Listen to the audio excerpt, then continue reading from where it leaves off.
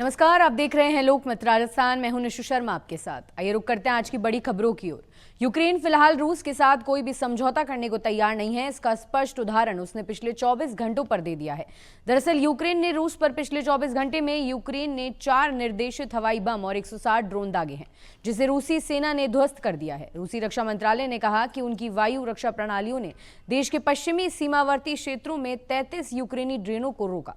बताया गया कि ड्यूटी पर तैनात वायु रक्षा प्रणालियों ने मॉस्को के समय अनुसार सुबह 9:30 बजे से दोपहर 12 बजे के बीच 13 यूक्रेनी मानव रहित हवाई वाहनों को मार गिराया, जिनमें से 12 ब्रांस्क क्षेत्र में है और 1 कलुगा क्षेत्र में थे। प्रधानमंत्री नरेंद्र मोदी ने कहा कि भारत अब दुनिया को धीमी विकास दर से बाहर निकालने की स्थिति में है। उन्होंने कहा कि हम ठहरे हुए हैं, पानी में कंकड़ फेंकने वाले लोग नहीं। हम तेज बहती धारा को भी मोड़ने की ताकत रखते हैं। भारत अब समय की धारा को भी दिशा देने की क्षमता रखता है।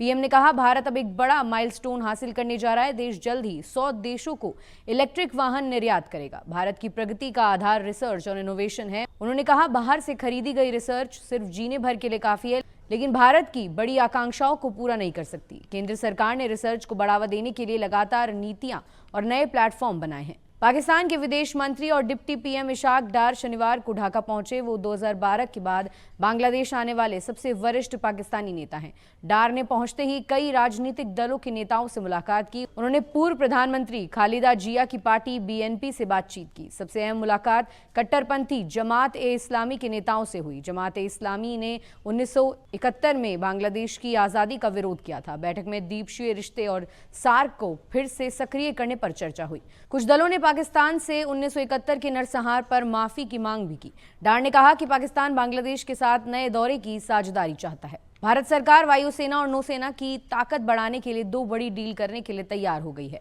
पहली डील रक्षा मंत्रालय और मंझगांव डॉकयार्ड्स लिमिटेड जर्मनी से 6 सबमरीन खरीदने वाली है। सरकार ने प्रोजेक्ट 75 इंडिया के तहत भारत में बनने वाली इन पनडुब्बियों की खरीद को लेकर बातचीत शुरू करने की मंजूरी दे दी है। ये डील 70,000 करोड़ में हो सकती है। वहीं भारत सरकार Israeli rampage air to ground मिसाइलों की बड़ी खेप खरीदने वाली है। जानकारी के अनुसार यह ऑर्डर जल्द ही फास्ट ट्रैक प्रक्रिया के तहत किया जाएगा। रैम्पेज मिसाइलों का इस्तेमाल पाकिस्तान के मुरीद के और बहावलपुर स्थित आतंकवादियों मुख्यालयों पर सटीक हमलों में किया गया। गुजरात के अहमदाबाद में प्रधानमंत्री नरेंद्र मोदी के दौरे से पहले क्राइम ब्रांच ने एलिस ब्रिज रीगल होटल में एक सीरियाई नागरिक को गिरफ्तार किया।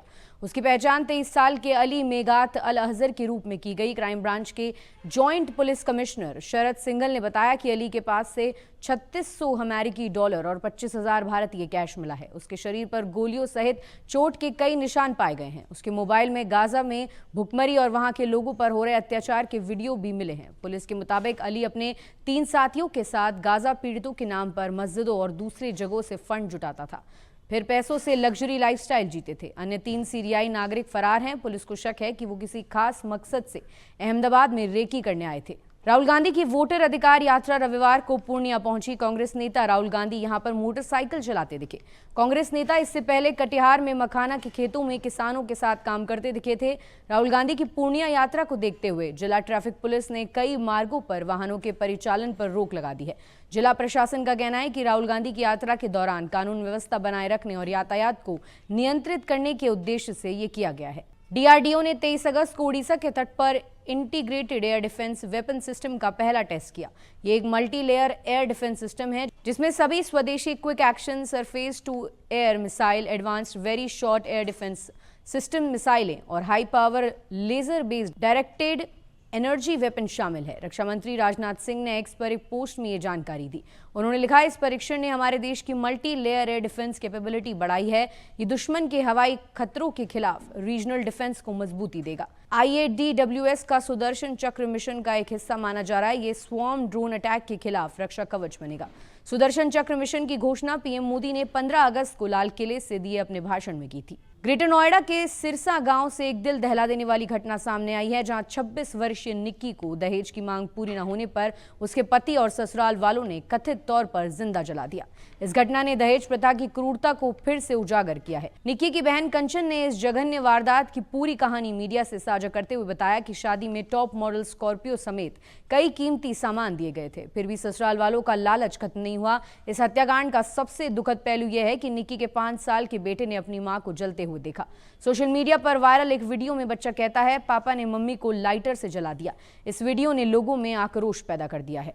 ऐसी और ताज़ा खबरों के लिए आप देखते रहिए लोकमत राजस्थान।